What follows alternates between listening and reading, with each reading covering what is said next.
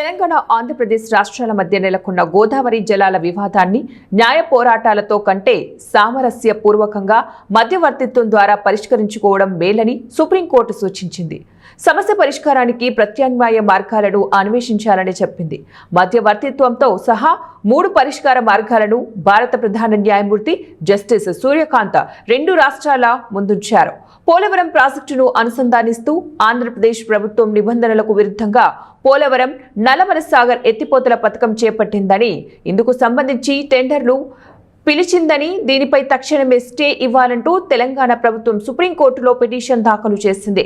దీనిపై సోమవారం justice Joy Mallya బగ్చీతో కూడిన సిజేఐ ధర్మాసనం సుదీర్ఘ విచారణ జరిపించింది.